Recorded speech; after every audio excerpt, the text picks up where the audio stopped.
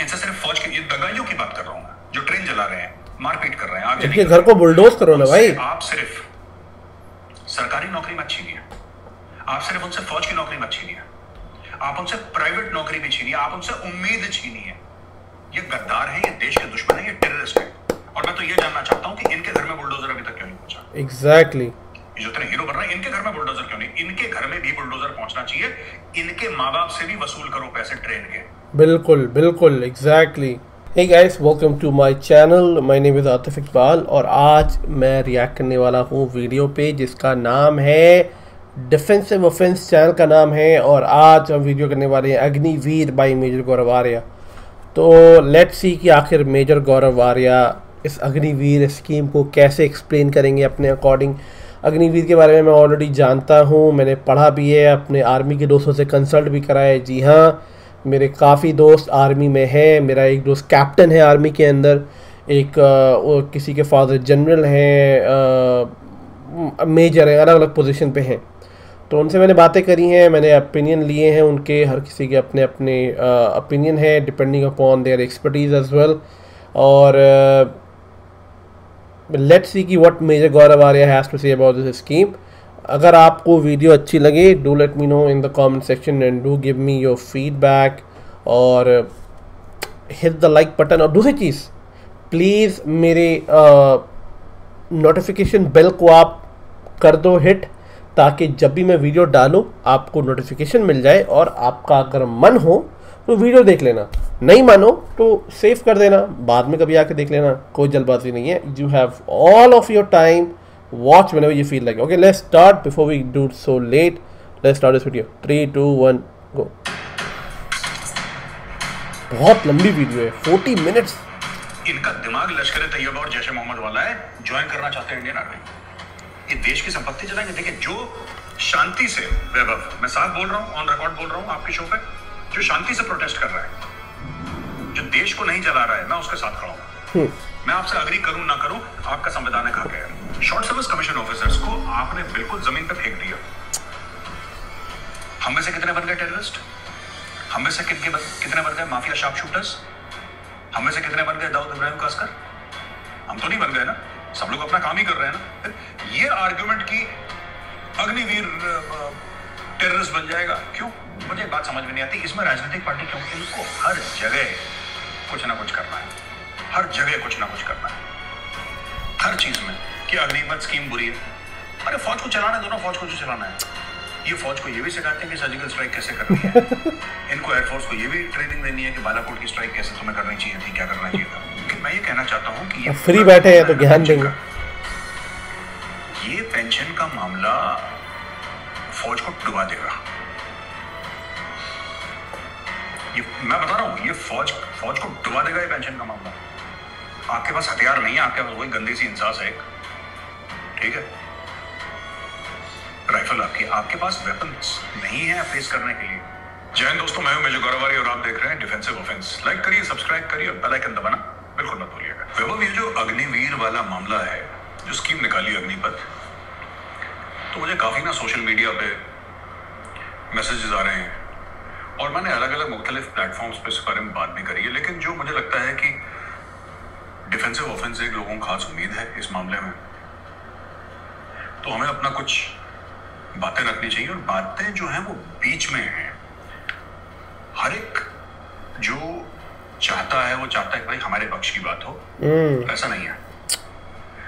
कहीं ना कहीं बीच में हमें एक रास्ता निकालना पड़ेगा, तब जाके मामला सटेगा। पहली बात तो ये है कि ये अग्निपथ है क्या? ये फौज को करवाना ही था। मुझे तो ये आश्चर्य हो रहा है कि अब जाके 2022 में क्यों लॉन्च करा फौज ने। फौज को ये चीज 25, 30 साल, 50 साल पहले कर देनी चाहिए थी। ओके। कुछ समय पहले तक फौज का जवान ओनली 7 इयर्स तक काम करता था। नौकरी उसकी 7 साल की होती थी और बाकी 7 इयर्स वो रिजर्व पे होता था। उसके बाद उसको जो भी पेंशन मिलनी होती थी, फिर वो कर दिया कि 15 साल के बाद मिलेगी। पर 7 इयर्स का भी हो चुका है फौज में सर्विस, जो भी 4 साल के ऊपर लोग कंप्लेन कर रहे हैं। तो मैं आपको बताता हूँ ये है क्या मामला ना। पूरा बात ये है कि इसमें 2-3 कारण हैं। बस सबसे पहला कारण ये है कि, और ये बहुत गंभीर कारण है फौज के लिए, it's a very serious issue for the army, that all the navy और द एयरफोर्स, ये जो एज प्रोफाइल है ना, ये ज्यादा हो रही है। ये 32, 33, 34 तक जा रही है, और किसी भी आर्मी के लिए एक्सेप्टेबल नहीं होगा। किसी भी आर्मी के लिए ये एक्सेप्टेबल नहीं होगा। इसको मिड 20s या लेट 20s में लाना है। ये काम फौज को बहुत पहले कर देना चाहिए था, अग्निपथ का। मैं फौज के पॉइंट ऑफ व्यू से बोल रहा हूँ, मेरी तरफ से नहीं। मैं ये नहीं कह रहा कि फौज को कर देना चाहिए था, ऐसा गौरव आर्या बोल रहा है। अगर फौज के हिसाब से बहुत पहले कर देना चाहिए था, ये डिले हो गया बहुत ज्यादा। सबको पता है अग्निपथ स्कीम में 4 साल के लिए लोग आएंगे।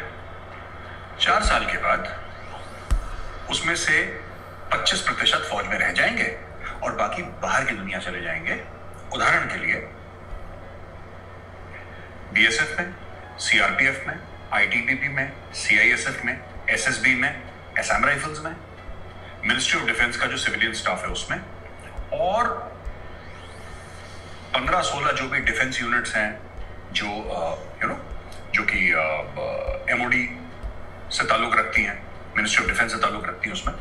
तो क्या इन लोगों को 4 साल के बाद सरकारी नौकरी मिलेगी?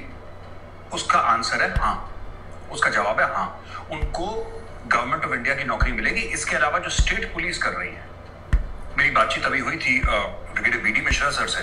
Brigadier BD Mishra is very senior, is 1961 commission, 1961 commission है वो, और he is governor of Arunachal Pradesh अभी। अच्छा। तो उन्होंने बात करी थी, और वो नॉर्थ ईस्ट के स्टेट्स की बात कर रहे थे कि 8 मुख्यमंत्रियों से बात हुई और 8 के 8 ऐसे सिस्टम्स इन प्लेस ला रहे हैं जहां पे 10% रिजर्वेशन। तो क्या अग्निवीर जब फौज छोड़ेगा क्या उसको मिलेगी? हाँ मिलेगी। क्या है कि 4 साल के लिए करेगा, उसके बाद वो चला जाएगा। उसकी 6 महीने की ट्रेनिंग होगी जो कि इस 4 साल में शामिल है, राइट। एक बार वो फौज से चला गया, फिर उसकी रिजर्व लायबिलिटी नहीं होगी। जाहिर सी बात है, नहीं। अब आप आर्मी में हैं, आपने आर्मी छोड़ दिया, बीएसएफ में चले गए, तो आर्मी की रिजर्व लायबिलिटी खत्म हो गई ना, then you become part of BSF. Reserve liability is only applicable when you are in the civil state. जब आप बाहर हैं, सिविलियन हैं, अगर जंग होती तो फिर वो बीएसएफ, आईटीबीपी, सीआरपीएफ के साथ रहेगा वो। फौज को क्यों करना था, मैंने आपको बताया कि एक तो बड़ी बात हो गई कि फौज को एज प्रोफाइल कम करना है। दूसरा एक बहुत बड़ा टेंशन ये है ना कि पिछले साल हमें ये सब तो पता है कि हमारा 75 अरब डॉलर का एक बजट है, डिफेंस बजट, जिसमें कि करीब 65% सैलरी और पेंशन के लिए जाता है। ये सबको स्टोरी पता है। जो स्टोरी लोगों को नहीं पता है वो ये चीज है कि बड़े स्ट्रेंजली, बड़ी अजीब सी बात है कि हमारा पेंशन बिल हमारी सैलरी बिल से ऊपर है। अगर हमारा सैलरी बिल 100 है तो पेंशन बिल 125 है। ऐसा होना नहीं चाहिए, पर ऐसा हो गया क्योंकि भाई अंग्रेजों के टाइम से एक नीति चली आ रही थी कि आप इतना साल करिए, जीवन भर पेंशन, राइट। अब फौज ये कह रही है कि यार हम पेंशन दें, हम तनख्वाहें दें, हम नए नए हथियार खरीदें, एज प्रोफाइल ठीक करें, ठीक है। तो एक तो ये बात हो गई। सही बात। तीसरी चीज ये है कि याद है 2-3 साल पहले से या 4-5 साल पहले से काफी सोशल मीडिया पे और मेन स्ट्रीम मीडिया में चल रहा है कि हर एक भारतवासी को कम से कम 2 साल तो फौज में रहना ही चाहिए। आपने भी सुना होगा, सब लोगों ने, हम सब ने देखा कि नहीं फौज में जाना चाहिए, तभी जाके डिसिप्लिन आएगा, तभी जाके डिसिप्लिन आएगा। अब कर दिया अग्निपथ तो फिर उसमें भी प्रॉब्लम है। यही तो है, आओ फौज में ज्वाइन करो, हर एक भारतवासी को खुला मौका है, आप आइए ज्वाइन करिए, जो सेलेक्ट हो गया सेलेक्ट हो गया। अनलिमिटेड वैकेंसीज है, ऑब्वियसली आप करोड़ों की फौज थोड़ा कर सकते हैं, पर जो भी है आप आइए। अच्छा, इसमें कई वेटरन्स ने कुछ उनके रिजर्वेशंस हैं, और जाहिर सी बात है जो यार वैभव जो इतने साल किसी ऑर्गेनाइजेशन को देगा, उसका परिवार उसके साथ वो बलिदान देगा, and you know this is a huge sacrifice. You know लोग ना कई साल दर साल परिवार, लोगों ने अपने बच्चों को बढ़ते हुए नहीं देखा है फौज में। मैं आपको बताता हूँ, ये एटलीस्ट आर्मी की सच्चाई तो है। Navy and air force are still, navy में भी थोड़ा सा होता है, they sail for elongated period but they come back. Army में you know you get posted to places which you can't find on the map, यार नक्शे में वो जगह मिलती नहीं है। तो फौज में थोड़ा सा ज्यादा है ये, being away from the family, and this is also sacrifice। you know, किसी बाप को बोलिए कि अब आप अपने बच्चों को 10 महीने के बाद देखेंगे, सारा काम फोन पे ही चल रहा है। हाँ बेटा कैसा है स्कूल में, 10 चीजें होती है, फर्ज होता है किसी का। तो army I think in these terms sacrifices more. तो जब एक ऐसे माहौल में आप पले बड़े हैं और आपने 20, 30, 40 साल से यही माहौल देखा है, तो कोई भी प्रॉब्लम होती है या कोई भी आपको लगता है कि कोई सरकार कोई नीति लेकर आई है, तो उसमें एक रिएक्शन होता है, ये जाहिर सी बात है। और ये रिएक्शन ना, चाहे वेटरन सपोर्ट करें या वेटरन सपोर्ट ना करें, मुझे ऐसा लगता है कि लोग तभी बोलते हैं जब प्यार करते हैं, लोग तभी बोलते हैं जब उनको मोहब्बत होती है। वरना वेटरन्स को तो पेंशन मिल रही है, उनको क्या लेना देना, राइट। उनको क्या मतलब है अग्निपथ से। कल वो बोले ठीक है यार तुम अग्निपथ 4 साल का करो, 4 महीने का करो, हमारी वजह से। पर ऐसा नहीं है, प्यार है फौज से, प्यार है देश से, इसलिए बोलेंगे और इसलिए अपनी जो राय है उसका इजहार भी करेंगे, ये जाहिर सी बात है। They come from a place of immense love and that is all that I want to say. Now 2-3 खदशात हैं, 2-3 ऐसी बातें हैं जो उनको लगा कि गलत है। पहली बात तो ये कि लोग क्या करेंगे 4 साल के बाद। मुझे ऐसा लगता है कि ये सरकार ने अब क्लियर कर दिया कि क्या करेंगे 4 साल के बाद। और अग्निपथ की स्कीम रोल बैक भी नहीं होने वाली, ये भी बात बिल्कुल क्लियर है। ये क्लियर कर दिया सरकार ने, साफ कर दिया कि हम वापस नहीं लेने वाले, बिल्कुल नहीं होगी, कुछ हो जाए। बहुत अच्छा गई चीज करके, ठीक है। तीसरी चीज है ये बोला गया कि साहब ये जो फौजी हैं, ये जो लोग हैं, ये जो अग्निवीर हैं, ये लड़ नहीं पाएंगे और इनके बस का कुछ नहीं होगा और सिर्फ 4 साल करी है और इनमें ना वो बॉन्डिंग नहीं होगी, राइट। मुझे नहीं लगता कि ये बात है, क्योंकि ना हमें फौज के रेजिमेंटल सिस्टम्स को, रेजिमेंटेशन को हमें रिस्पेक्ट करना चाहिए, ऐसी बात नहीं है। और मैं कई बार बोल चुका हूँ, अगर आपका कोई फौजी दोस्त है ना, आप उसके साथ 1 महीना कैंटोनमेंट के अंदर रह लीजिए, छोड़िए अग्निवीर, छोड़िए अग्निपथ, छोड़िए ऑल दीज थिंग्स, वो 1 महीना आपकी जिंदगी बदल देगा। फौज है ही ऐसी, वो खून में चली जाती है फौज। सो मुझे ऐसा नहीं लगता कि ऐसा नहीं होगा। और यहां तक कि ये कहना कि साहब ये लोग अगर 4 साल के बाद माफिया ज्वाइन कर लेंगे या कोई उपद्रवी काम करेंगे, टेररिस्ट बन जाएंगे, ये सब, ये भी बात गलत है यार। हमने 5.5 साल नौकरी करी फौज में, हम कौन से टेररिस्ट बन गए यार। दुनिया भर के एसएस ऑफिसर्स हैं, शॉर्ट सर्विस ऑफिसर्स, हमारे समय पे तो 5+5 होता था, 5 साल, फिर 5 साल। जिन्होंने 5 साल के बाद अगर छोड़ा है, आप एक का नाम बता दीजिए शॉर्ट सर्विस कमीशन ऑफिसर्स का, जिसने कि हथियार उठा लिया हो देश के खिलाफ, या कोई चोरी डकैती में पड़ गया हो या कोई क्रिमिनल एक्टिविटी में पड़ गया हो, शार्प शूटर बन गया हो। भाई ऑफिसर की ट्रेनिंग तो बहुत हाई कैलिबर की होती है, जवान से। ऑफिसर की ट्रेनिंग में तो और 10 चीजें सिखाते हैं। ऑफिसर की ट्रेनिंग में तो सिर्फ ऐसा नहीं कि सिर्फ ट्रिगर दबाना, ऑफिसर को तो प्लानिंग करना भी सिखाते हैं। अगर कोई वेटरन, कोई ऑफिसर गलत रास्ते पे चला जाए तो इतना नुकसान पहुंचा सकता है, बिकॉज उसका दिमाग चलता है। देखो यार, ट्रिगर वाली उंगली ना, ये सबकी चलती है, फौज में सबकी चलती है, लेकिन जो दिमाग है, जो बंदा बैठ के प्लान कर सकता है ना, जो प्लान कर सकता है कि तुम यहां से जाओगे, तुम ये करोगे, ये पूरा प्लान और इस तरीके से प्लान, वो ज्यादा खतरनाक होता है, सिर्फ शूटर नहीं। और मुझे नहीं लगता कि आज तक मेरी नॉलेज में एक single short service commission officer नहीं है जिसने ऐसा काम करा है। तो ये कहना कि ये चोरी में पड़ जाएंगे, ये डकैती में पड़ जाएंगे, एंटी सोशल, ये सब मुझे नहीं लगता इन चीजों में दम है। ये मेरी जाती राय है। देखो ये तो आने वाला कल बताएगा, लेकिन मेरी ये जाती राय है कि ऐसा एक बार फौज ने किसी को छू लिया, वो बंदा ना जिंदगी भर के लिए बदल जाता है। That human being changes for life. ये मेरा पर्सनल तजुर्बा है ना। मुझ जैसे टेढ़े को सीधा कर दिया फौज ने एकेडमी के अंदर ना, 3 हफ्ते के अंदर सीधा कर दिया गौरव आर्य को। जो लोग कह रहे थे, जिनके माँ बाप कह रहे थे कि ये तो कभी नहीं सुधरेगा, 2-3 हफ्ते के अंदर सेट कर दिया। फौज सेट कर देती है। एक बार फौज के हत्थे को चढ़ गया ना, देन ही इज, वो फौज फिट कर देती है उसको। खैर, ये झगड़ा हो क्यों रहा है, ये जो पूरा मामला है, ये हो क्यों रहा है वैभव? इसकी स्टोरी क्या है? इसकी स्टोरी बड़ी सिंपल है यार। एक जमाना था जब ये जो यंगस्टर्स थे ना, जो फौज में भर्ती होना चाहते थे, जो भर्ती के इच्छुक थे, जो एस्पिरेंट्स थे, वो भी वही चाहते थे जो फौज चाहती थी। वो भी वही चाहते थे जो फौज चाहती थी। फौज चाहती थी कि तेज तर्रार, physically fit, mentally alert, smart नौजवान फौज ज्वाइन करें, और वो भी ये चाहते थे कि हम लोग फौज ज्वाइन करें। So there was a congruence of need and desire and wants. वो एक जगह आके मिलते थे और भर्ती रैलीज होती थी, और कभी कोई प्रॉब्लम नहीं। अब प्रॉब्लम क्यों हो गई? अब प्रॉब्लम इसलिए हो गई क्योंकि ये जो फौज में जाना चाहते हैं, ये कुछ और चाहते हैं, फौज कुछ और चाहती है। भाई आप नोएडा से दिल्ली जाना चाहते हैं, मैं भी नोएडा से दिल्ली जाना चाहता हूं, हम लोग एक गाड़ी में जा सकते हैं। आप दिल्ली जाना चाहते हैं, मैं मेरठ जाना चाहता हूं, हम एक गाड़ी में कैसे जा सकते हैं? We can not go in the same vehicle, फिर हमें 2 गाड़ियां लेनी पड़ेंगी। ये वही चक्कर है। Army wants a younger army, army wants a lower pension bill. और जो भी फौज चाहती है, जो बंदा फौज ज्वाइन करना चाहता है वो चाहता है कि मैं 15-20 साल फौज में नौकरी करूं, फिर मुझे पेंशन मिले और फिर एक सरकारी नौकरी का रुतबा अलग रहता है। फौज के लिए मोटिवेटेड भी है लड़के बहुत ज्यादा। होता है जैसे गांव में 3, साढ़े 3, 4 बजे उठ के दौड़ लगाते हैं लोग और फौज के लिए तैयारियां करते हैं। ये एक अलग मामला है। अब मैं आपको बताता हूं इसमें कि ये आग क्यों लग रही है ट्रेन में। ये कौन है ये लोग जो ट्रेन में आग लगा रहे हैं?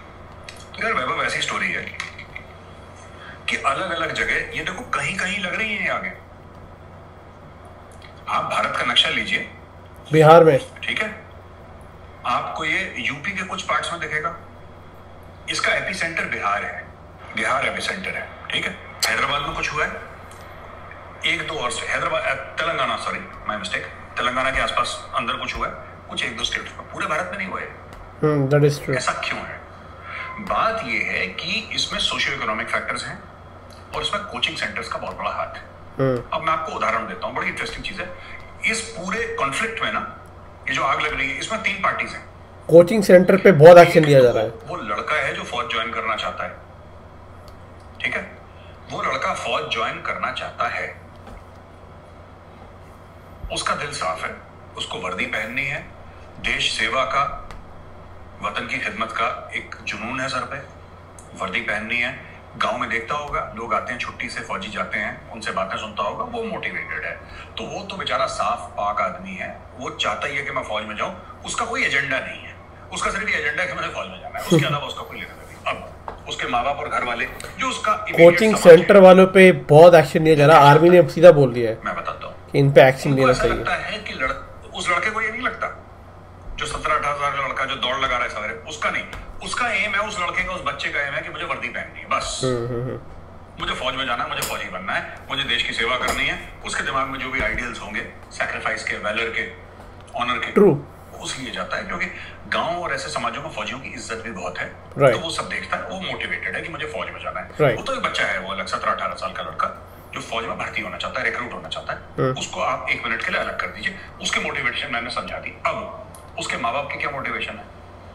चलो लड़का चला जाएगा, हमारी जो समस्याएं हैं उनका समाधान हो जाएगा, लड़के को सरकारी नौकरी मिल जाएगी, एक परमानेंट नौकरी मिल जाएगी, राइट। उसके बाद उसको पेंशन मिलेगी। भगवान ना करे हमारा लड़का अगर इस दुनिया में नहीं रहा, तो उसकी जो बीवी है उसको वो पेंशन मिलेगी, उसको मेडिकल सुविधाएं मिलेंगी, सब कुछ मिलेगा, सीएसडी की फैसिलिटीज, सब कुछ मिलेगा। एक it is a way out of your circumstance. मैं बात कर रहा हूं उसके लड़के के समाज की, लड़के की बात नहीं कर रहा। लड़के के दिमाग में ये फैसिलिटी ये सब है ही नहीं। लड़का तो कहता है कि मैं किस तरीके से बॉर्डर पहुंचूं, उसके दिमाग में वही चल रहा है। उसके दिमाग में जो लड़का रिक्रूटमेंट के लिए जा रहा है, उसका दिमाग अलग चल रहा है कि मैं देश की सेवा करूंगा, मैं वर्दी पहनूंगा, मैं जाऊंगा, मैं ट्रेनिंग करूंगा, मैं देश के लिए, ये सब। उसके माँ बाप के दिमाग में सामाजिक चीजें चल रही हैं, इकोनॉमिक सिक्योरिटी, जो कि बहुत बड़ी बात है। सही बात। फिर लड़का जाएगा, भाई लड़का है, ठीक है, तो सरकारी नौकरी है। मैरिज मार्केट में ही becomes a price catch. A boy with a government job becomes a price catch in the marriage market. और जब शहर में दहेज चलता है तो गांव में क्यों नहीं चलेगा? जो सोशल इवल है, जो कि नहीं चलना चाहिए, जो हाईली कंडेमनेबल है, जो बुरी चीज है, लेकिन सच्चाई है। अब मर्डर भी तो कंडेमनेबल है, लेकिन मर्डर भी बहुत कॉमन ही है अगर आप आर्मी से आते हो तो सरकारी नौकरी के लिए भाई your value in the dowry market goes up. बहुत मिलते हैं। बीच में आता है कोचिंग सेंटर, जो कि तीसरा है। पहला अपना जो रिक्रूटमेंट, वो लड़का जो देश की सेवा करना चाहता है, दूसरा उसके परिवार, उसका समाज, तीसरा है एक कोचिंग सेंटर वाला आदमी। कोचिंग सेंटर वाला आदमी क्या है? हो सकता है वो कोई एक्स सर्विसमैन हो सकता है वो ना हो सकता है वो सिविलियन हो जिसने एक्स सर्विसमैन को अपने अंडर रखा हो, और आपको किसी ना किसी सूरत में कोई ना कोई एक्स सर्विसमैन चाहिए। अब वो बंदा कहता है कि मैं आपकी ट्रेनिंग करवाऊंगा, ठीक है, और मैं आपका ऐसा तैयार करवा दूंगा कि भर्ती में आप आगे चले जाओगे और आपका हो जाएगा, ठीक है ना। मैं आपको ऐसा ट्रेनिंग करूंगा, मैं आपको इतने महीने की ट्रेनिंग दूंगा। मेरी ट्रेनिंग का दाम जो है वो है 5 लाख रुपए। मेरी ट्रेनिंग का जो दाम है वो है 5 लाख रुपए। मैं आपसे 5 लाख रुपए लूंगा, यहाँ पे मैं आपको अकोमोडेशन प्रोवाइड करूंगा, यहाँ पे 3 वक्त का खाना, 2 वक्त की चाय प्रोवाइड करूंगा, दिन भर आपको रगड़ूंगा, आपको बताऊंगा कैसे फौज में जाना और आप फिर करेंगे। बच्चा जो है, जो फौज में भर्ती होना चाहता है, वो माँ बाप को लेके जाता है गुरुजी के पास, जो कि कोचिंग सेंटर ऐसे बहुत कॉमन है, हरियाणा और हरियाणा में बहुत है, बहुत है। 5 लाख रुपए। अब ये जो 5 लाख रुपए गरीब परिवार या मध्यम वर्ग का परिवार दे रहा है, ये कहां से दे रहा है? गहने बेच के, बैंक से पैसा निकाल लोन लेके, जमीन का टुकड़ा बेच के, कहीं से लोगों से मांग के, कुछ ना कुछ करके वो 5 लाख रुपए दे देता है कि हमारे बच्चे की ट्रेनिंग कर दो। तो राइट, अब बच्चा पहुंच गया ट्रेनिंग के लिए, और यही कमाई का स्रोत है कोचिंग सेंटर्स का। और करोड़ों करोड़ों रुपए में खेलते हैं coaching centres, crore. It's a $multi-million rather I would से ऑल ओवर इंडिया। और स्कैम कोचिंग सेंटर्स आप मिला लें, जिसमें IIT भी शामिल है, मेडिकल भी शामिल है, सब कुछ, तो इट्स अ $multi-billion इंडस्ट्री। उसका एक छोटा सा हिस्सा फौजी कोचिंग सेंटर, ये SSB के भी जो अफसरों को लेकर चलते हैं और जो जवानों के लिए, ये सब तामझाम चलता है। तो लाखों रुपए उसके माँ बाप ने, जो भी उसकी फीस होगी, 5 लाख मैंने ऐसे बोल दिया, मुझे नहीं पता, लेकिन जो भी उसने लाखों रुपए की फीस, तो इतना मुझे पता है, तो उसने दे दी। बीच में आ जाता है अग्निपथ, बीच में आ जाता है अग्निपथ। 5 लाख रुपए क्यों दिए थे? कि इसको एक पक्की सरकारी नौकरी मिलेगी, उसके बाद इसको पेंशन मिलेगी, इसको ये सारे 10 बेनिफिट मिलेंगे सरकार से, आजीवन मिलेंगे जब तक ये दुनिया में है। जब ये दुनिया में नहीं रहेगा, इसकी पत्नी को वो बेनिफिट मिलेंगे। उसके लिए उनका एक, मैं समाज की बात कर रहा हूं, उस बच्चे के समाज की, उस बच्चे के परिवार की, उसका इन्वेस्टमेंट है। अब बीच में सरकार लॉन्च कर देती अग्निपथ, एक सरकार ने छोड़ दी स्कीम अग्निपथ। अग्निपथ के चलते क्या हुआ कि जितने भी कोचिंग सेंटर, इनका धंधा बंद हो गया। अब माँ बाप ये कहते हैं कि बेटा एक बात बताओ, हम तुम्हें 5 लाख रुपए क्यों दें अगर तुम्हारी नौकरी 4 साल की है? Why should we give you 5 lakh रुपए? So what? 5 लाख रुपए तो बहुत होते हैं 4 साल के लिए। 4 साल के लिए कोई नहीं देगा। और आज की तारीख में जो हजारों लाखों बच्चे जो इन कोचिंग सेंटर्स में पूरे ऑल ओवर इंडिया, वो पूछ रहे हैं, जो वहां पे गुरुजी हैं उनके बन के बैठे हुए कि बताइए क्या करना है? आपने तुमसे पैसे ले लिए, सरकार ने स्कीम बदल ली, लाओ पैसे वापस। ये लोग कोचिंग सेंटर वाले हैं जो कह रहे हैं कि, और ये पकड़े भी गए थे तेलंगाना में, तेलंगाना पुलिस ने इनके वॉइस इंटरसेप्ट्स निकाले हैं टेक्नोलॉजी का इस्तेमाल करके, मोबाइल फोन पे क्या इनके मैसेजेस आ रहे हैं कि हम तुम्हें इतना। एक सुब्बाराव करके एक बंदा है जो कि एक्स हवलदार है इंडियन आर्मी का, वो पकड़ा गया है, ही इज बीइंग इंटरोगेटेड भाई। सुब्बारो, उसने लोगों को बोला कि जाओ ये तेल ले जाओ, केरोसिन ले जाओ, और तुम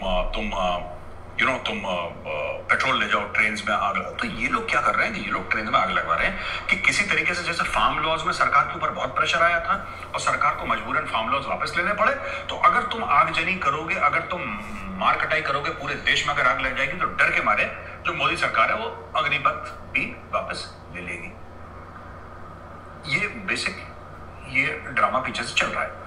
उसके अलावा हजारों दर हजारों ओवरनाइट ट्विटर हैंडल खुल गए अचानक। हमारे जो भाई बैठे हैं रावलपिंडी, उनको तो मजा आना चाहिए रावलपिंडी वालों को। तो हजारों दर हजारों इंस्टाग्राम के और फेसबुक पेजेस ये सब खुल गए, अग्निपथ अग्निवीर नाम के खुल गए। अब क्या हो रहा है कि ये लोग मिस इन्फॉर्मेशन स्प्रेड कर रहे हैं। एक चिट्ठी जो है, जो मैं चाहता हूं हमारे व्यूअर्स देखें, ये जो चिट्ठी है, ये वो चिट्ठी है, ये चिट्ठी झूठ बोलती है।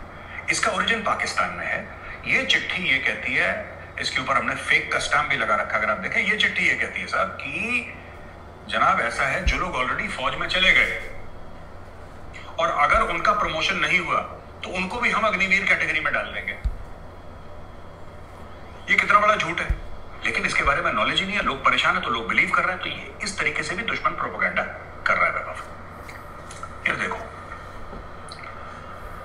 अगर कोई मुझसे पूछे, मुझसे एक पता नहीं कौन सा बेतुल कहीं से किसी ने मुझे ट्विटर पे डीएम भेजा कि मेजर साहब मैं भर्ती होना चाहता हूं फौज में, और मुझे फौज में भर्ती होना है, और मैं आपका बहुत बड़ा फैन हूं, और मुझे ऐसा लग रहा है कि आप सरकार की चापलूसी कर रहे हैं। उसे कह रहा है। तो मैंने बोला धीरज भाई, सरकारी नौकरी तुम्हें चाहिए और चापलूसी मैं कर रहा हूं सरकार की। ये कैसा लॉजिक है भाई? ऐसा किस तरीके से हो सकता है? सरकारी नौकरी तुम्हें चाहिए, मुझे तो नहीं चाहिए। सरकारी नौकरी तुम्हें चाहिए, चापलूसी मैं कर रहा हूं। आपको हमारे हक में आवाज उठानी चाहिए। नहीं, जो सच बात है मैं उसके हक में आवाज उठाऊंगा। एग्जैक्टली। पहली बात तो वैभव, मैं एक बात बता दूं कि ये जो लोगों ने बोल रखा है, मैंने बात करी लेफ्टिनेंट जनरल राज शुक्ला से। लेफ्टिनेंट जनरल राज शुक्ला थे आर्ट्रैक के GOC आर्ट्रैक यानी कि आर्मी कमांडर, जो आर्मी की पूरी ट्रेनिंग देखता है ना, it's based out of Shimla. ARTRAC में दे सेड कि he was the one who was there when this entire thing was being designed कि इनकी ट्रेनिंग कैसे होगी, है ना। और उन्होंने रिकॉर्ड पे मुझे बताया है, मेरे पास वीडियो है, आप लोग देख सकते हैं। उसमें उन्होंने ये बोला है कि साहब ये जो पॉलिसी है इंडियन आर्मी ने फॉर्मुलेट करी, यहां से फॉर्मुलेट होकर वो आर्मी चीफ के पास गई, वहां पे फिर वो CDS के पास गई, जनरल बिपिन रावत के पास, फिर वो ऊपर गई। मोदी हाया क्यों हो रहा है मुझे अभी तक समझ में नहीं आया। क्योंकि देखिए बात यह है कि हाँ ठीक है, गवर्नमेंट ने अप्रूव करी है, पर गवर्नमेंट का कोई रोल नहीं है इसमें। ये स्कीम, इतनी बात सच है, ministry of defence but it's all done by the army. नहीं आती, लेकिन फैक्ट ऑफ द मैटर है स्कीम लाना कौन चाहता है? MOD में थोड़ा ना इतने एक्सपर्ट्स बैठे हैं। MOD में तो 99% लोग सिविलियंस हैं, उनको क्या पता कि फौज की ट्रेनिंग कैसे होती है, क्या होती है। सही बात। अगर MOD में आप जाके देखेंगे, MOD में 99% या 95% सिविलियंस है। वहां पे फौजी तो बहुत कम है। ये एक और रोना है, इसके ऊपर एक दिन और वीडियो बनेगा कि साहब वहां पे तो सिविलियंस भरे, वहां तो फौजी है ही नहीं। अब क्या हुआ है कि फौज ने बोला कि हमें अग्निपथ की स्कीम चाहिए, सरकार ने स्टडी करा, सरकार ने बोला you are sure, yes we are sure, done, सरकार ने डन कर दिया, स्कीम आ गई। इसके पीछे 1.5 से लेकर 2 साल तक काम चल रहा था। अचानक एक दिन नहीं फूटी, है ना। ऐसा नहीं हुआ कि किसी ने तीर मारा जमीन पर और गंगा जी निकली, ऐसा नहीं हुआ। इसके ऊपर बहुत रिसर्च करी गई है और आर्मी ने बोला कि फौज के लिए सही है, ये फौज के लिए सही है। जो लोग कहते हैं फौज सिर्फ पैसा बचाने के लिए कर रही है, भाई एक बात बताओ, हमारा बजट है $75 अरब। $75 अरब। अमेरिका का कितना है? $750 अरब एक साल का, यानी कि हमसे कितना 10 गुना ज्यादा। ठीक है वैभव, अमेरिका का बजट हमसे 10 गुना ज्यादा अमेरिका के पास, और उनकी फौज हमसे छोटी है। The American army is very small compare to the Indian army. उनकी वो 6, 7, 8 लाख की फौज है, हमारी 13 लाख। मैं सिर्फ आर्मी की बात कर रहा हूँ, नेवी एयरफोर्स की बात ही नहीं कर रहा, मैं सिर्फ आर्मी की बात कर रहा हूँ। लैंड फोर्सेस जो है इनकी, वो तो हमसे बहुत छोटी है। उनका बजट हमसे 10 गुना बड़ा है। ऑल द 3 सर्विसेज, मरीन्स को भी गिन लो, सबको मिला के उनका बजट 750 अरब है। उनको तो पैसे की कमी नहीं है। अमेरिकन आर्मी को पैसे की कमी नहीं है। 750 अरब छोटा पैसा नहीं होता है, तो उनके पास किसी पैसे की कमी नहीं है वैभव। जब उनके पास पैसे की कमी नहीं है, फिर ये क्यों कर रहे हैं 5-5, 4-4 साल के लिए अपने सफाई का लेकर आते हैं। वही अग्निपथ जैसी स्कीम अमेरिका में भी है। मैं चाइना और इन सब की बात नहीं करूंगा, क्योंकि यहाँ पे कंस्क्रिप्शन होता है, यहाँ पे जानबूझ की जबरदस्ती नहीं, तुम्हें करना पड़ेगा, तुम आओ फौज में। अमेरिका में ऐसा नहीं है। एक जमाना में था, वियतनाम के टाइम पे, अब नहीं है। तो अमेरिका में तो बिल्कुल खुला खेल है, लोग आते हैं, ज्वाइन करते हैं, उसके बाद उनको फायदे मिलते हैं, वो वेटरन क्रेडिट्स होती हैं, एजुकेशन का होता है, वो कर कुरा के आगे निकल जाते हैं जिंदगी में। ये ऐसा हो नहीं सकता है। आपकी फौज जैसे चल रही है आज की तारीख में, ऐसे नहीं चल सकती। हाँ ठीक है, वो बच्चा चाहता है कि मैं जिंदगी बिताऊं फौज में पूरी और पेंशन लेके जाऊं, या उसके माँ बाप ऐसा चाहते होंगे, बच्चा नहीं भी चाहता होगा तो कि मुझे, लेकिन अब फौज ये नहीं चाहती। भाई आपके वेस्ट में पाकिस्तान है जो कि न्यूक्लियर वेपन एनेबल्ड स्टेट है, न्यूक्लियर वेपन स्टेट है, चाइना है, दोनों के साथ आपकी जंगें लड़ चुके हैं। यहाँ पे बंदों को पेंशन की लगी है, वहां पे आपका जो खतरा है वो तो देखिए ना। और जो लोग कहते हैं कि नहीं ये तो ऐसे ही कर दिया, ये मैं देखिए, चाहे वो वेटरन बोले या सिविलियन बोले, देखिए वहां पे आर्मी चीफ है, इतने सारे लेफ्टिनेंट जनरल्स हैं यार, they have a lot of experience. That is why I don't comment so much on it. मैं इसलिए कमेंट नहीं करता है, मुझसे बहुत सीनियर है यार, मैं तो बच्चा हूं उनके सामने। मैंने क्या देखा है जो उन लोगों ने देखा है। अब मैं बोल दूं कि नहीं army chief general Manoj Pandey तो गलत कर रहे हैं। कैसे गलत कर रहे हैं भाई? मेरे पास उनका 100th एक्सपीरियंस नहीं है। मुझे उतनी नॉलेज नहीं है फौज के बारे में जितनी जनरल मनोज पांडे भूल चुके होंगे। क्या बात है, बात which he must have forgotten. So am I qualified to comment on army chief? Am I qualified to comment on? I'm not qualified. मैं qualified हूँ ही नहीं, तो इसलिए मैं कमेंट नहीं करता। लेकिन मैं ये कहना चाहता हूँ हूं कि ये पूरा जो मामला है ना पेंशन का, ये पेंशन का मामला फौज को डुबा देगा। ये मैं बता रहा हूं, ये फौज को डुबा देगा ये पेंशन का मामला। आपके पास हथियार नहीं है, आपके पास वही गंदी सी इंसास है एक, ठीक है, राइफल आपके पास वेपन्स नहीं है फेस करने के लिए। जब सरकार ने आपको ये बोल दिया एक बार कि भाई 4 साल के बाद, वो मेरा भी कंसर्न था, मैंने भी ट्वीट करा था इस मामले में, जब सरकार ने आपको बोल दिया कि 4 साल के बाद आपको सरकारी नौकरी मिल जाएगी, वो सरकार के किसी भी विभाग में मिले, वो सरकारी नौकरी होगी, वो आपको सरकारी नौकरी, फिर क्या प्रॉब्लम है, फिर क्या परेशानी है? और मुझे एक बात समझ में नहीं आती, इसमें राजनीतिक पार्टी क्यों, इनको हर जगह कुछ ना कुछ करना है, हर जगह कुछ ना कुछ करना है, हर चीज में, कि अग्निपथ स्कीम बुरी है। अरे फौज को चलाने दो ना, फौज को जो चलाना है। ये फौज को ये भी सिखाते हैं कि सर्जिकल स्ट्राइक कैसे करनी है, इनको एयरफोर्स को ये भी ट्रेनिंग देनी है कि बालाकोट की स्ट्राइक कैसे तुम्हें करनी चाहिए थी, क्या करना चाहिए था। तो कहने की बात है कि opposition in this case has played a very very negative role, they have played an extremely unnecessarily. तुम्हारा क्या मतलब बनता है यार, तुम्हारा क्या मतलब बनता है भाई?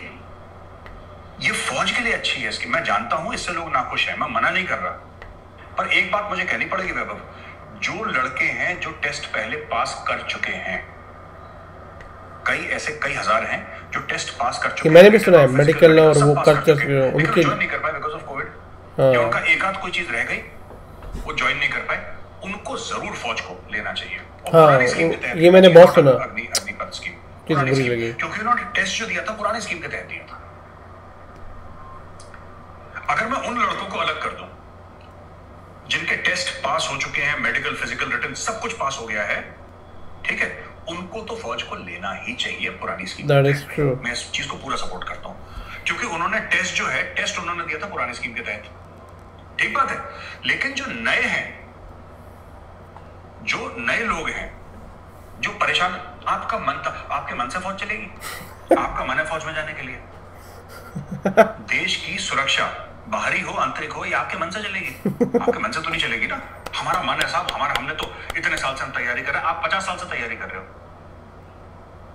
आप 50 साल से तैयारी कर रहे हो, तो यार I am a short service officer. मैंने जब 5.5 साल के बाद फौज छोड़ी वैभव, मेरे पास कोई नौकरी नहीं थी, मेरे पास कोई ट्रेनिंग नहीं थी सिविल के लिए, मुझे नहीं पता था ये कि घर से जब निकलता हूं गेट से तो दाएं जाना बाएं जाना, मुझे नहीं पता था। ये अट्टा बाजार पे अपने कंधे पे वेलवेट रख के बेचा है मैंने अपने लिए कार्ड बनाए थे जिसमें से मेजर नाम हटा दिया था, क्योंकि मुझे शर्म आ रही थी जो मैं काम कर रहा हूँ, लोग बोलेंगे आर्मी का ऑफिसर है ये, जो स्कूटर पे वेलवेट लेता है फिर कंधे पे वेलवेट लेके दुकान पे पहुंचाता है। फिर मेरा हाथ किसने पकड़ लिया, जो आजकल लोग इतना कह रहे हैं अग्निपथ में ये हो गया, अग्निवीर में ये हो गया, और मेरी शिकायत सबसे है, मेरी शिकायत मेरे सीनियर से भी है, मेरी शिकायत सिस्टम से है, मेरी शिकायत सरकार से है। हजारों दर हजारों शॉर्ट सर्विस कमीशन ऑफिसर, किसी ने 5 साल नौकरी करी, किसी ने 10 साल नौकरी करी, जिसने 5+5 लिया, आज की तारीख में जो 10 साल कर रहा है या 14 साल कर रहा है, वो दर की ठोकरें खा रहे हैं। हमारे बारे में तो किसी ने नहीं पूछा आज तक, हमारे बारे में किसी ने नहीं पूछा। यहाँ पे उन लोगों के बारे में ये लोग चिंतित हैं जिन लोगों ने फौज ज्वाइन ही नहीं करी है। भाई अगर जिन लोगों ने अपना टेस्ट पास करा है, फिजिकल, मेडिकल, रिटन, आप उनको 1 मिनट के लिए कोने में रखिए, मैं उनकी बात नहीं कर रहा, उनका तो बुरा लगना जायज है और मैं उनके साथ खड़ा हूं। लेकिन जो लोग सोच रहे हैं हम अगले साल करेंगे, साहब 2 साल के लिए फौज की भर्ती बंद हो गई यार, कोविड था, फौज की भर्ती बंद हो गई, फिर आपको खुश करने के लिए फौज भर्ती थोड़ा ना खोल देगी। अरे यार मैं कह रहा हूँ 2 साल का रिलैक्सेशन दिया गया उनको, आप ठीक कह रहे हो। मैं ये कह रहा हूँ कि भाई ये इंडियन आर्मी है, मौसी का घर नहीं है आपका यार, कि नहीं मौसी मैं तो कड़ी चावल ही खाऊंगा आज शाम को और बनेगा ही बनेगा, ऐसा नहीं हो सकता, फौज ऐसे नहीं चलती है। It's not a democracy, you know we have to consider it's not a democracy. अब आप एक बात और देख लीजिए बड़ी इंटरेस्टिंग, इंडियन आर्मी ने अग्निपथ स्कीम निकाली, उसके 2-3 कारण थे, ये हमने आपको बता दिया इंडियन आर्मी ने अग्निपथ स्कीम क्यों निकाली, ठीक है। अब डायरेक्टली जो लोग अग्निपथ की स्कीम से भिड़ रहे हैं कि ये जवानों के साथ, जो होने वाले जवान हैं उनके साथ बुरा करा है, शॉर्ट सर्विस ऑफिसर्स के साथ क्या बुरा करा है ये बता दो जरा मेरे साथ। हमारी तो जो एवी सिंह कमेटी है, एवी सिंह कमेटी को कैबिनेट का अप्रूवल है कि short service commission officer side step होंगे, जब पील ऑफ होंगे आर्मी से, they will find jobs there. किसको नौकरी मिल गई बता देना जरा, इक्के दुक्के किसी को मिली, हम तो सड़क पे आ गए थे, हमने तो खुद अपना रास्ता बनाया। मैं ये जाना है, ठीक है, an officer is better equipped. आप ये आर्गुमेंट दे सकते हैं कि एक ऑफिसर है उसकी लैंग्वेज स्किल्स अच्छी है, उसकी लीडरशिप स्किल्स अच्छी है, बट वो लैंग्वेज और लीडरशिप स्किल्स आपको लगता है कॉर्पोरेट उससे इंप्रेस होता है? भाई corporate requires qualification, exactly, corporate requires relevant experience. That is true. मुझसे पूछा, जब मैं कहीं पे इंटरव्यू के लिए गया था तो मुझसे पूछा कि आप बता दीजिए कि आपका क्या एक्सपीरियंस है। मैं तो लाइन ऑफ कंट्रोल से आ रहा था यार, मैं जेएनके में था, I was posted on the line of control when I left. और मैं क्या एक्सपीरियंस उसको बताऊं यार, सामने एचआर मैनेजर को मैं क्या बता दूं कि मुझे क्या आता है? मैं अपना को कह सकता हूं कि मुझे human resource manage. Army is very very different from civil. That is very very true. क्योंकि मैंने फौज में कर लिया, मैं सिविल में कर लूंगा, totally wrong. That is true. You will get ambushed. Civil की रिक्वायरमेंट्स ही कुछ और हैं, और ये मुझे लगा, अब मुझे 23 साल हो गए फौज छोड़े हुए, it's over a period of 23 years that I have realised short service commission officers को आपने बिल्कुल जमीन पे फेंक दिया। हम में से कितने बन गए टेररिस्ट? हम में से कितने बन गए माफिया शार्प शूटर्स? हम में से कितने बन गए दाऊद इब्राहिम का अस्कर? हम तो नहीं बन गए ना, सब लोग अपना काम ही कर रहे हैं ना। ये आर्ग्यूमेंट की अग्निवीर टेररिस्ट बन जाएगा, क्यों? अफसर टेररिस्ट नहीं बनेगा, जवान टेररिस्ट बन जाएगा। ये भाई क्या लॉजिक है? देखिए, हो सकता है कि ऑफिसर का मेंटल लेवल एक जवान से ऊंचा हो सकता है उसकी ट्रेनिंग उससे ऊंची और होती भी है, हो सकता है कि उसकी कम्युनिकेशन उससे ऊंची और होती भी है, पर यार देश के लिए वफादारी तो सबकी बराबर होती है ना। बिल्कुल बिल्कुल। जो देश के लिए और रेजिमेंट के लिए और पलटन के लिए जज्बा होता है, वो तो अफसर और जवान का बराबर होता है। ये थोड़ा कह सकते हैं कि अफसर का जज्बा ज्यादा होता है, जवान का कम होता है। This is nonsense, it doesn't work like that. सबका जज्बा बराबर है। वो जवान भी देश से उतनी मोहब्बत करता है जितनी अफसर करता है। बिल्कुल, दैट्स इट। देखो, ये अग्निपथ होना ही होना है। अभी बोल दिया इंडियन आर्मी ने, ये रोल बैक नहीं होगी स्कीम। और मैं सरकार से एक और अपील करूंगा, माननीय गृह मंत्री अमित शाह जी से एक अपील करूंगा, सर मैंने ट्वीट भी करा था, एक वेबसाइट बनवाई है और जितने भी दंगाई हैं सबकी फोटो वहां पे होनी चाहिए। बिल्कुल। इनसे सिर्फ सरकारी नौकरी मत छीनिए, इनसे सिर्फ फौज की, दंगाइयों की बात कर रहा हूं मैं, जो ट्रेन जला रहे हैं, मारपीट कर रहे हैं, आप इनके घर को बुलडोज करो ना भाई। आप सिर्फ सरकारी नौकरी मत छीनिए, आप सिर्फ उनसे फौज की नौकरी मत छीनिए, आप उनसे प्राइवेट नौकरी भी छीनिए, आप उनसे उम्मीद छीनिए। ये गद्दार है, ये देश के दुश्मन है, ये टेररिस्ट है। और मैं तो ये जानना चाहता हूं कि इनके घर में बुलडोजर अभी तक क्यों नहीं पहुंचा? एग्जैक्टली। ये जो तेरे हीरो बन रहे हैं, इनके घर में बुलडोजर क्यों नहीं? इनके घर में भी बुलडोजर पहुंचना चाहिए। इनके माँ बाप से भी वसूल करो पैसे ट्रेन के। बिल्कुल बिल्कुल, एग्जैक्टली। इनका दिमाग लश्कर तैयबा और जैश ए मोहम्मद वाला है, ज्वाइन करना चाहते हैं इंडियन आर्मी। ये देश की संपत्ति चलाएंगे। देखिए, जो शांति से, वैभव मैं साफ बोल रहा हूं, ऑन रिकॉर्ड, बिल्कुल ऑन पॉइंट, जो शांति से प्रोटेस्ट कर रहा है, जो देश को नहीं जला रहा है, मैं डिसअपॉइंटेड विद बीजेपी, डिसअपॉइंटेड ना करूं, आपका संविधान है खाके है। ये पूरा जो सिस्टम है ना, हर समय वैभव, जब भी कुछ होता है, आप देखना देश में कुछ लोग आग लगा देते हैं। जब भी कुछ होता है, राइट, सरकार की communication strategy, I think it leaves much to be desired. This could बहुत ज्यादा बेकार है। फार्म लॉज में भी ये प्रॉब्लम, किसी को पता ही नहीं था फार्म लॉज क्या है। ये जो कम्युनिकेशन गैप बहुत बड़ा इसमें अग्निपथ स्कीम में ये पहले से इनका था कि ये साइड स्टेप कैसे करेंगे और सीआईएसएफ में, सीआरपीएफ में कैसे जाएंगे। ये पहले से इनके दिमाग में प्लान था, पर इन्होंने अनाउंस कब करा? इन्होंने तब अनाउंस करा जब ट्रेनें जल्दी शुरू हुई और लोग अच्छा डर गए। ये बात हो गई, ये डर के मारे इन्होंने कर दिया, क्योंकि बहुत प्रोटेस्ट हो रही है। चलो और 10-15 ट्रेनें फूंक देते तो और डर के हमें पता लगा कि ये लोग कलेक्टर ही बना देंगे डायरेक्टली डर के मारे। ये एसपी बना देगी नोएडा का, तुम्हें नोएडा का डीएम बना दे। ये दिमाग इनका चल रहा है। सरकार के कदम लेंगे नहीं बेटा, जलाते रहते। ऐसे नहीं होता है। बात ये है कि you have to realise this is what is the need of the army. और जो लोग अंदर के मामलात को भी जानते हैं फौज के, जो खुद फौजी रह चुके हैं, वेटरन हैं, उनसे रिक्वेस्ट करूंगा, sir let the army decide what the army wants. I completely agree. फौज को हमें बिल्कुल, who am I to guess कि फौज कल क्या करेगी? And today who am I to second guess the army chief? मैं कौन हूँ? Who am I? What is my credibility? What is my level of knowledge? What is my social standing? To question the I can question chief of the army, जनरल मनोज पांडे। मैं उनको बोलूँ कि नहीं sir आप गलत हैं, और मेजर गौरव आर्या जो कि YouTube पे आता, उसको सब ज्ञान है दुनिया का, वही बताएगा कि आर्मी की पॉलिसी कैसे होगी और अगले 100 साल में आर्मी, इंडियन आर्मी कैसे लड़ेगी। ऐसा थोड़ा ना होता है। एग्जैक्टली।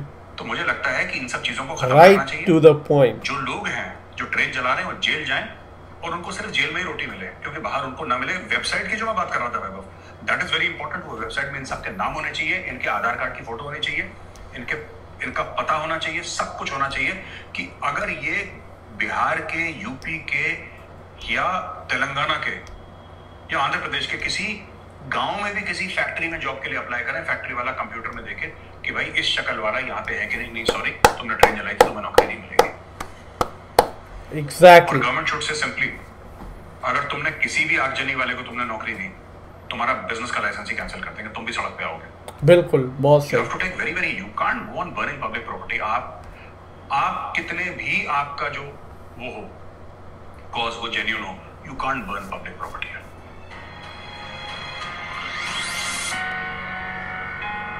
बहुत सही बोला। Alright, the video has been over।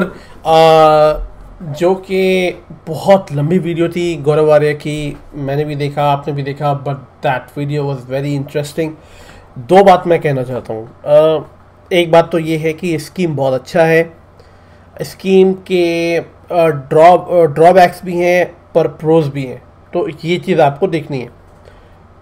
पहली चीज़ तो ये है कि जब आप इस स्कीम के तहत अंदर जाओगे and by the time you will leave, you will be very young and you will have more than 20 lakh rupees in your account, so that is a plus। जब मैं 25-26 साल का था, मेरे अकाउंट में शायद 2-3 हज़ार रुपये थे, बट आपके अकाउंट में 20 लाख से भी ज़्यादा पैसे होंगे। पहला स्कीम। दूसरा scheme, you will be well trained, well disciplined and you will enter into many other sector and many other department as well। दूसरी चीज़। तीसरी चीज़, आपके अंदर जो एक आर्मी में जाने का जो जज्बा है, आर्मी में जाने का जो एक ड्रीम है, वो पूरा हो सकेगा। उसके बाद आपका 25% का सिलेक्शन हो जाएगा, बाकी जगह भी जा सकते हैं आप। ये चीज़ें हैं। और क्या यही एक अकेला प्रोसेस है? नहीं, अगर आपको बाकी अलग रैंक के लिए अप्लाई करना है तो उसके लिए नॉर्मल जो भर्तियां होती हैं, एक्सेप्टेंस होता है, वो अभी भी वैसे ही कंटिन्यू किया हुआ है आर्मी वालों ने। तो आर्मी वालों ने उसको बंद नहीं किया है। ये पूरा प्लान आर्मी का था। ये सरकार बीच में क्यों आ गई? अब मैं ये कह सकता हूँ कि सरकार को हर चीज़ में क्रेडिट लेने की आदत है। मतलब कि अगर मैं झाड़ू भी लगा दूंगा घर में तो सरकार क्रेडिट लेने आ जाएगी कि देखो आज आतिफ ने झाड़ू लगा दिया। तो ये सरकार की बहुत बुरी बात है। आई बिलीव कि अगर ये पूरा स्कीम एक आर्मी की तरफ से ही लॉन्च होता, वो डिस्कस करते, तो एक वैल्यू, एक वेट ऑफ द स्कीम ज़्यादा बढ़ जाता। क्योंकि बाद में आर्मी ने आके उसको टेक ओवर किया, फिर उसको एक्सप्लेन करा, क्योंकि सिचुएशन बहुत ज़्यादा ख़राब हो गई। पर ये चीज़ पहली करनी चाहिए थी, क्योंकि सरकार ने इन्वॉल्व हो गया। अब इसमें क्या था कि सरकार की इन्वॉल्वमेंट थी कि सरकार को क्रेडिट चाहिए था, क्या चाहिए था। देखो, कोई भी सरकार दूध की धुनी नहीं है, ये फैक्ट है। और सरकार का काम ही होता है चमकना, जहाँ चमकेगा वहाँ बिकेगा। तो ये उन्होंने वो चीज़ करी जिसकी वजह से बहुत ज़्यादा कंट्री के अंदर बहुत ज़्यादा प्रॉपर्टी लॉस हुआ। तो ये उसको देखना पड़ा। बाद में आके आर्मी ने टेक ओवर कर लिया। That is one of the best thing they have done. Army ने डिसीजन लिया कि भाई जो लोग इन्वॉल्व थे राइट्स में, दंगे में, उनके अगर फोटो या नाम या कहीं भी आ गए, वो लाइफ में कभी भी आर्मी में ज्वाइन नहीं कर सकते। That was something I was very happy about. But I think so कि थोड़ा सा एक्शन और अच्छा लिया जा सकता था। जैसे कि पुलिसिंग को, मैंने पहले ही बोला था कि पुलिस को थोड़ा एग्रेसिव होने की ज़रूरत थी। अगर आपको लगा राइट्स ज़्यादा हो रहे हैं, दंगे हो रहे हैं, मार काट हो रही है, सीधा आप शूट डाउन कर देना चाहिए था। Just go out and shoot people. It doesn't matter whether they are Hindu, Muslim, Christian, I don't care, just shoot them. Shoot them. The reason why? Because they are making the life of civilians worse. That is the thing. तो ये करना चाहिए था। मुझे लगता है सरकार ने उतना एग्रेसिव बिहेवियर नहीं दिखाया राइटर्स को लेके, दंगेबाजों को लेके। इनके घर नहीं तोड़े गए, इनके साथ एक्शन नहीं लिया गया, इन पे यूएपीए का एक्ट नहीं लगाया गया, अच्छी धाराएं नहीं लगाई गई। बहुत ही नॉर्मल धारा लगाया गया, बहुत ही नॉर्मल धारा लगाई गई इन पे, क्योंकि कि मतलब कि एक दिन के बाद छोड़ दो, तो वैसी धाराएं लगाई गई। तो ये एक स्टेट का एक एग्रेसिव बिहेवियर नहीं दिखा था। मुझे बहुत ज़्यादा बुरा लगा इस चीज़ को लेके। It was very bad. They need to be taken care well, they need to shoot down, they need to be have given a severe punishment. जैसे कि गौरव आर्या ने कहा कि उनके घर को तोड़ने चाहिए थी और उनके पोस्टर भी लगने चाहिए थे एक पोर्टल में जाके कि भाई इन लोगों ने ऐसे क्राइम में इन्वॉल्वमेंट, क्योंकि सरकार ने ऐसा कुछ करा नहीं। तो from a government perspective I would say it's a very let down. मैंने ऐसा एक्सपेक्ट नहीं करा था बीजेपी से कि वो इतना ज़्यादा मतलब कि as a cowardly will not going to take any step, जो कि मुझे बहुत बुरा लगा। बट एनीवे जो आर्मी का स्टैंड था मुझे बहुत अच्छा लगा। आर्मी ने सीधा कह दिया कि अगर एक भी बंदा इन्वॉल्व होगा वो आर्मी में आके दिखा दे, and that just hats off. Army अगर सारे स्कीम को मैनेज करती तो मुझे ज़्यादा अच्छा लगता है अगर गवर्नमेंट इन्वॉल्व नहीं होती। पर वही बात है कि वो कहावत है ना, कद्दू कटेगा तो सब में बटेगा, तो वैसी वाली बात हो गई कि उनको क्रेडिट लेना था तो वो आगे बीच में। बट एनीवे आर्मी ने मैनेज कर दिया, सारी चीज़ें मैनेज हो गई, स्कीम अच्छा है। स्कीम का एक ही ड्रॉबैक जो मुझे सुनने को मिला बार बार लोगों से, मैंने पढ़ा भी, वो ये था कि जो लोग पिछले स्कीम के थ्रू कर चुके हैं, जो अपना मेडिकल अपना फिजिकल हर चीज़ पास कर चुके हैं, उनका सब कैंसिल हो जाना, ये थोड़ा सा बहुत बड़ा डाउन साइड है। ये उनके साथ बहुत ज़्यादा अनफेयर हुए है, बहुत ज़्यादा इनजस्टिस है। They need to be given those privilege from the previous scheme. पर उस स्कीम के बाद जितने लोगों ने अप्लाई किया है, they all have to go through Agnipath and Agniveer जो भी स्कीम है उसके तहत उनको जाना चाहिए।